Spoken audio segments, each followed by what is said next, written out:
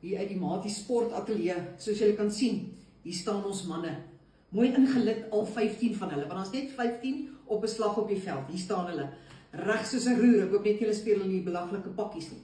Hierso, aan hierdie kant, het ons vir Jacques, die ultra creamy mayonnaise afrigter. Aan hierdie kant het ons vir Rassie Erasmus, die lekker soet vla afrigter. Nou, Rassie is bietjie soeter en dikker as gewone melk. Ja, Jacques is ook dikker, bietjie suurder en veral as hy met Engels praat, dan lol dit regtig. Maar hulle is afhanklik van hulle en hulle is afhanklik van hulle. En ons is afhanklik van hulle en hulle. Ons probleem is die volgende. Ben. Want soos julle weet is Ben een van daai skeieregters wat elke ding wil hy 'n afrigtingspreek voorgee. So ons moet vra, iemand moet asseblief sy vrou bel en sê, hoorie so, mevrou Ben, kan jy vanaand deurnag met jou man praat, laat hy bietjie die woorde uit sy stelsel uitkry. Ek dink as hy op die veld gaan, het hy nog nie klaar gepraat nie. Ja. Tweede ding, hy wil die hele tyd die skreen sien. Kan iemand net vir hom sy eie groot TV kry, laat hy klaar by die huis TV kyk? Want ek voel op die veld, is dit te veel wat hy nou die hele tyd wil TV kyk. Dis ongemaklik.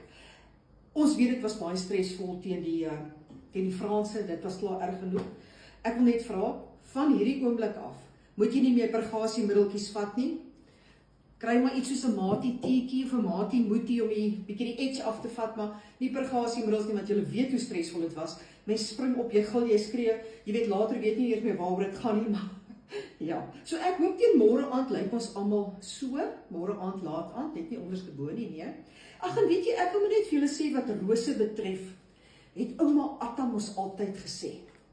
Rosie, rosie, doring dosie. Nou wat dit beteken het, weet jy die ou mense het mos maar hulle gesegdes, maar ja, as jy nou mooi kyk, is daar nofkol van die blommetjie oor. Ek gaan maar so lank begin om 'n versnapperingkie te vat, net om bietjie kalm te raak. En geniet dit man, en cheers so lank. Gegroet van Matie.